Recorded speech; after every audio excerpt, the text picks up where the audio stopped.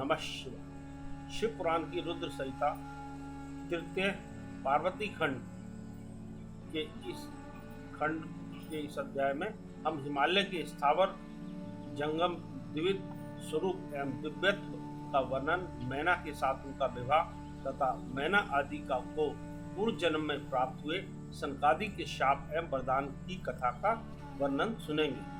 नारद जी ने पूछा, ब्राह्मण, पिता के यज्ञ में अपने शरीर का परित्याग करके दक्ष कन्या जगदम्बा सती देवी किस प्रकार गिरिराज हिमालय की पुत्री हुई, किस तरह अत्यंत उग्र तपस्या करके उन्होंने उन्हें शिव को ही पति रूप में प्राप्त किया, यह मेरा प्रश्न है।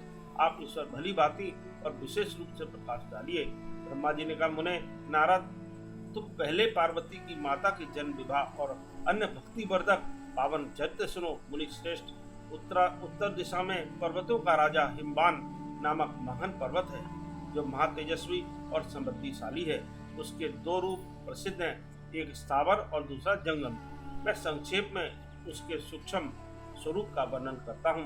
वह रमणीय पर्वत नाना प्रकार के रत्नों का आकर है और पूर्व तथा पश्चिम समुद्र के भीतर प्रवेश करके इस तरह खड़ा है मानो भूमंडल को नापने के लिए कोई मानदंड हो।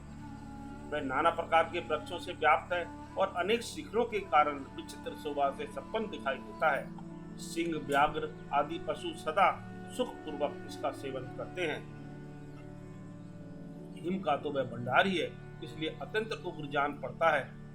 भांति भांति के आश्चर्यजनक दृश्यों से उसकी विचित्र शोभा होती है। देवता, ऋषि, सिद्ध और मुनि इस पर्वत का आश्रय लेकर रहते हैं। शिव को बहुत ही प्रिय है, तपस्या करने का स्थान है। स्वरूप से ही वह अत्यंत पवित्र और महात्माओं को भी पावन करने वाला है। तपस्या में वह अत्यंत शीघ्र सिद्धि प्राप्त प्रदान करता है। अनेक प्रकार के धातुओं की खान और शुभ है। वही दिव्य शरीर धारण करके सर्वांग सुंदर रमणीय देवता के रूप में भी स्थित है। भगवान विष्णु का अभिकृत अंश है, इसलिए वह शैलराज साधु संतों को अधिक प्रिय है। एक समय गिरिवर हिमवान ने अपनी कुल परंपरा की स्थिति और धर्म की वृद्धि के लिए देवताओं तथा पितरों का हित करने की अभिलाषा से अपना विवाह करने की इच्छा की। मुनीश्वर उस अवसर पर संपूर्ण देवता अपने स्वार्थ का विचार करके दिव्य पितरों के पास आकर उनसे प्रसन्नता पूर्वक बोले। देवताओं ने कहा, पितरों, आप सब लोग प्रसन्नचित होकर हमारी बात सुने, और यदि देवताओं का कार्य सिद्ध करना आपको भी अभिष्ट हो तो शीघ्र वैसा ही करें। आपकी ज्येष्ठ पुत्री जो मैना नाम से प्रसिद्ध है, वह मंगल रूपणी है। उसका विवाह आप लोग अत्यंत प्रसन्नता पूर्वक हिमवान पर्वत से कर दे। ऐसा करने पर आप सब लोगों को सर्वथा महान लाभ होगा और देवताओं के दुखों का निवारण भी पग पग पर होता रहेगा। देवताओं की यह बात सुनकर पितरों ने परस्पर विचार करके स्वीकृति दे दी और अपनी पुत्री मैना को विधि पूर्वक हिमालय के साथ हाथ में दे दिया। उस परम मंगलमय विवाह में बड़ा उत्सव मनाया गया। मुनीश्वर नारद, मैना के साथ हिमालय के शुभ विवाह का यह सुखद प्रसंग मैंने तुमसे प्रसन्नता पूर्वक कहा है। अब और क्या सुनना चाहते हो? नारद जी ने पूछा, विद्वान, अब आदर पूर्वक मेरे सामने मैना की उत्पत्ति का वर्णन कीजिए। उसे किस प्रकार शाप प्राप्त हुआ यह कहिए और मेरे संदेह का निवारण कीजिए। ब्रह्मा जी बोले, मुने, मैंने अपने दक्ष नामक जिस पुत्री की पहले चर्चा की थी, उनके 60 कन्याएं हुई थी, जो सृष्टि की उत्पत्ति के कारण बनी। नारद दक्ष ने कश्यप आदि श्रेष्ठ मुनियों के साथ उनका विवाह किया था। यह सब वृत्तांत तो तुम्हें विदित ही है। अब प्रस्तुत विषय को सुनो। उन कन्याओं में एक सुधा नाम की कन्या थी, जिसका विवाह उन्होंने पितरों के साथ किया। सुधा की 3 पुत्रियां थी, जो सौभाग्यशालिनी तथा धर्म की मूर्ति थी। उनमें से ज्येष्ठ पुत्री का नाम मैना था, मझली धन्या के नाम से प्रसिद्ध थी और सबसे छोटी कन्या का नाम कलावती था। ये सारी कन्याएं पितरों की मानसी पुत्रियां थीं। उनके मन से प्रकट हुई थी। इनका जन्म किसी माता के गर्भ से नहीं हुआ था, अतएव ये अयोनिजा थी, केवल लोक व्यवहार से स्वधा की पुत्री मानी जाती थी। इनके सुंदर नामों का कीर्तन करके मनुष्य संपूर्ण अभिष्ट को प्राप्त कर लेता था। ये सदा संपूर्ण जगत की वंदनीय लोक माताएं हैं और उत्तम अभ्युदय से सुशोभित रहती हैं। सबकी सब परम योगिनी, ज्ञान निधि तथा तीनों लोकों में सर्वत्र जा सकने वाली है। मुनीश्वर, एक समय में तीनों बहनें भगवान विष्णु के निवास स्थान श्वेत द्वीप में उनका दर्शन करने के लिए गई। भगवान विष्णु को प्रणाम करके और भक्ति पूर्वक उनकी स्तुति करके वे उन्हीं की आज्ञा से वहां ठहर गई। उस समय वहां संतों का बड़ा भारी समाज एकत्र हुआ था। उन्हें उसी अवसर पर मेरे पुत्र सनकादि सिद्धगण भी वहां गए और श्री हरि की स्तुति वंदना करके उन्हीं की आज्ञा से वहां ठहर गए। सनकादि मुनि देवताओं के आदि पुरुष और संपूर्ण लोकों में बंदित हैं। वे जब वहां आकर खड़े हुए उस समय श्वेत द्वीप के सब लोग उन्हें देख प्रणाम करते हुए उठकर खड़े हो गए, परंतु ये तीनों बहनें उन्हें देखकर भी वहां नहीं उठी।